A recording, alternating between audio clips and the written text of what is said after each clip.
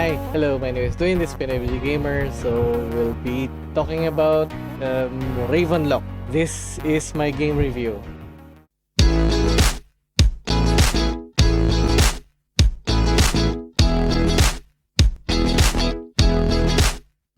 Okay, so naglaro ko ng game, tawag sa kanya is Ravenlok. Nalaro ko siya through Game Pass. So in a sense, subscription ang ginamit ko. Wala akong binayad na extra. I played it on the Xbox Series X. I haven't tried it on my PC dahil right now wala naka-install na games ngayon sa PC ko except for Vampire Survivors. Ayun, yun lang yung naka-install right now. I nag-format kasi ako ng computer, so wala naka-install na kahit anong bagay ko. Yun lang, kasi maliit lang yung installation ng Vampire Survivors. I haven't played anything on my PC lately except for short games of Vampire Survivors. Pero yun. So, yung Ravenlok kasi, what fascinated sa akin kasi is actually yung great visual graphics niya. The game pala is developed by Cococucumber. I think yata kung hindi ako nagkakamali sa pangalan ng company, ng developer. Ayan. I'm not really familiar sa mga ibang games sila. I've seen some of their games. Yung Echo Generation. Yeah, I think Echo Generation lang yung nalaro ko lang before. Nakita ko before, pero I haven't really played that. Okay, so yung game kasi, yun, it's appeal nga sa akin is basically yung graphics niya kasi talagang really nakakaaliw siya tingnan. So yun yung pinaka-draw sa akin to actually play the game. And I really wanted something different after playing all of these other games na nilaro ko, which is mga nilaro ko huli. Hi-Fi Rush, tapos yung Plague Tale Requiem. So I wanted something a little light. So naglaro ko ng yung Vampire Survivors. So I wanted something, ano kaya meron yung ibang Nakita ko to Ravenlok and visually appealing nga sa akin. When I tried it, ang ganda nga ng graphics, maganda yung itsura ng game. To get into the parang intro ng game is like 20 minutes. 20 minutes. So yung 20 minutes na yun is just getting the hang of basically moving around, pati looking for stuff. Pero yung mismong gameplay wala pa. Once you get the sword and the shield, dun talaga mag-start yung basic gameplay. Parang boss na major makikita mo, you'll learn a new skill. So that's kind of interesting. It's an action game. Hindi mo masabing RPG. Even though naka-character mo level up, wala ka kasing control on ano yung i-level up mo. Talagang pag level up lahat. So wala ka talagang control over that. Tapos yung pag-level up mo, you have to buy yung pag-level up. Hindi siya automatic na nagle-level up. Hindi ka patulog pag naglalaro ko ng RPG, di ba? Pag nag-reach mo talagang level, talagang magle-level up. Talagang it will increase your stats. Ito, wala siyang ganun. You have to buy it from a certain vendor to level up your skills. So, in a sense, yun nga, dahil doon parang it's not really much of an RPG. Pero you definitely need to level up kasi mararamdaman mo talaga easily na talagang the more you get farther, the more difficult yung mga kalaban mo. At the same time, yung mga kalaban mo, it's not really that challenging kasi you just only have to use brute force to actually defeat them, tapos make sure that you have enough life, which is di naman ganun ka-imposible. Especially when you go around the maps naman, or yung go around the locations, nagre-regenerate yung mga parang pots na pwede mong sirain and get money from. So in a sense, money is infinite. So hindi siya ganun ka impossible. Siguro kung nahihirapan ka lang talaga, siguro it's gonna take you a while to gather as much money as you'd like to get much health. Tapos pag nagano ka naman, pag nakipag-away ka naman, as a start ng game, talagang you just have to mash yung X button to attack. So in a sense, wala namang masyadong strategy. Siguro ilag ka lang as much as possible. Yung mga skills naman na nakukuha mo, Ganun din eh, parang it's also like kind of brute force. But although yung first skill, actually, I think I find it really, really helpful kasi it's a long range attack na you don't have to target anything. Pag-attack mo, automatic lalapit talaga yung mga projectile to that any particular enemy na pinakamalapit. So that's kind of helpful. Pero yung mga iba, meron na kailangan parang mga medyo naka-target ka. Yung ibang skills na makukuha mo. So, meron yung isa yung parang lang siya, mag-sprint forward tapos damage agad yung mga madadaanan niya. Meron isa parang attack naman na parang meron siyang area of attack. Parang may lunge siya na attack. Tapos pag lunge siya, magkakaroon ng apoy yung surrounding area nun. Tapos meron siya isa naman yung parang parang forward attack na marami.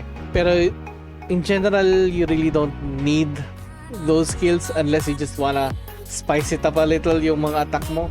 In the game, makakuha ka na ng mga specific items na parang katulad ng mga bombs, which is ayun, it's the bombs can really be helpful. It's really nice to use. Nakakatulong sa kaysa mag brute force ka, you just throw these bombs na lang para hindi ka directly nakikipag-away. Tapos at the same time, you can also earn this through quests. So there's no really a reason not to get them. At the same time, you can buy them sa isang store.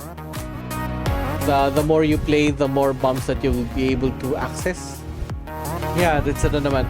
It's kind of fun. Yung yung gameplay, yung game naman niya. Half of the game is basically looking for items, looking for things that you need to go through. So in a sense, parang anyway, mga classic adventure games na naghanap ka ng item just to move forward, mga ganun. So, hanap ka ng item, mix it, bring it to this particular location and use this item for that particular location. Wala kang mixing ng items eh. Talagang just bring this item to this location. Ganun kasimple lang yung concept niya. Tapos meron din mga small little quests na just collect me this number of this and move forward ka sa quest. It's a little very, very basic, which is not really so bad kung ang target mo talaga is kids. If kids ang target mo, then the game is actually fine. It's actually welcoming. It's actually nice. Ang lang yun nga, maraming mga backtracking kasi minsan you might have lost to figure out kung ano yung mga kailangan mo hanapin. Pero meron naman sa menu, meron naman siya parang quest list. Pero the quest list doesn't really help in a sense na parang ano ba kailangan mo nang gawin, saan ka pupunta. So meron kasi minsan pinapahanap sa yung item pero hindi mo lang saan hanapin, so just have to roam around and figure out where to go. Since hindi naman ganun katagal yung game, hindi rin ganun kadami yung mga locations. So it's actually easy to get from one place to another. Lalo na meron pang teleportation na ma-access. You get to a point na makaka-access ka ng mirror that allows you to go from one location to another. So mabilis yung traveling once you get to certain points.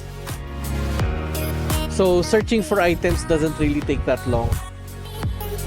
So tapos hindi nga gano'n kadami mga locations. It's kind of a breeze to get through. May dating lang sa akin na yung gameplay can be improved. Pero yun nga, siguro kasi target ka is for kids. If target ka is for kids, then it's not a problem. It's all good. It's only when you parang you're looking for some form of challenge. That's the time na parang medyo feeling ko pwede pag gumanda tong game na to eh. Pero yun nga, I think it's really targeting kids. Graphically, as I mentioned earlier, naaliw ako sa graphics niya. Na that was a specific draw sa akin. I really enjoyed looking at it. It was visually pleasing. The only problem lang siguro sa akin is merong mga times na parang kasi meron siyang blocky art style na it's actually fine. Ganda, gusto ko yung blocky style niya. I thought it was that was the real look that they were going for, and That was fine. Pero meron mga times kasi na parang yung may graphics na hindi siya blocky, which kind of pulls me out a bit na of that immersiveness. So parang meron nga, parang once in a while there's these items na parang hindi siya blocky and it just messes up my visual appeal for the game. Pero generally, most of the time, siguro 95% of the time, it doesn't bother me as much. Ang problem ko sa kanya is yung camera. Merang ano siya, it's kind of a fixed camera position, pero at the same time you can move it a bit, move the angle a bit na parang ayun, parang ano naman, parang ayos naman, pero at the same time parang it's not that helpful. In general, yung pag nagta-traverse ko sa land, it's generally fine. It helps you to find some things pag minimove mo na konti angle. Ang hindi ko siya gusto pagdating sa mga boss fights. Kasi sa pagdating sa boss fights, nakakarating ka sa point na parang nasa likod ka ng kalaban tapos hindi mo makita yung kalaban. So yung camera nasa likod ng kalaban mo, parang hindi mo, dahil doon, hindi mo na kung nasan siya. So it's kind of a little frustrating figuring out where the enemy is. That part I didn't like. Sana they did something better. Lalo na on certain enemies eh. Meron mga certain enemies kasi na talagang paikot yung parang arena style yung paglaban niya. Sa arena style, you can really walk around anywhere. Tapos, since naka-fix yung angle, nakakairita lang yung parang position ng ano. Pero, at the same time nga, the gameplay, it's not really that complicated. It's not really that confusing. So, in a sense, it bothered me, but not way too much. Sa mga general location, maganda naman yung variety ng mga location. Maganda naman yung ano niya. Maganda naman yung mga ano niya. Pero you'll get to the labyrinth, you get to the castle, you get to this forest. So there is a variety of things that you will see. It's visually appealing talaga. So it really looks like parang you're going through books. Yung parang ano nga, you're parang going through this interesting story. It's very colorful pa yun. In general, it's a visually appealing game. The game is actually heavily inspired sa Alice in Wonderland. So, mahilig ka sa Alice in Wonderland. Yun, it draws a lot of comparisons to that kasi obviously the rabbit. It starts off with the rabbit. You follow the rabbit into a mirror, tapos it brings you to this world na yun nga, parang mapapansin mo agad eh. Yung rabbit looks like the one from the books. At the same time, yung pinakakalaban mo, alam mo parang Queen of Hearts. Tapos, pero mga kalaban na parang gawa sa mga cards. At kasi nga, it really draws a lot of inspiration from Alice in Wonderland. So, meron pang tea party, meron pang mga parang you feel like you're small or no. Pero, yun nga, parang meron lang mga stuff na parang feeling ko sayang kasi they didn't take advantage of it. Kasi meron ding element na kung Alice in Wonderland ka, meron sana mga, alam mo yun sa books, pati sa mga cartoons, diba? Meron yung element na parang lumiliit ka, lumalaki ka. Wala siyang ganun, although it's hinted na meron yun sa world na to. Meron lumalaki na, kasi meron mga doors na malalaki, meron mga doors na maliliit. So you'd see that in the game, pero you won't really take advantage of it. So parang feeling ko, sayang siya na I wish there was some more to that element. At the same time, you get hats in this game. Somehow that was marketed sa mga trailers and mga commercials niya. And I was actually looking forward, ano kaya nagagawa ng mga hats? There was only one instance na kailangan nag-require sa'yo na gumamit ka ng parang mask. And that was it. There was no other reason to actually wear anything else. So parang feeling ko, yun din that's another aspect na sayang.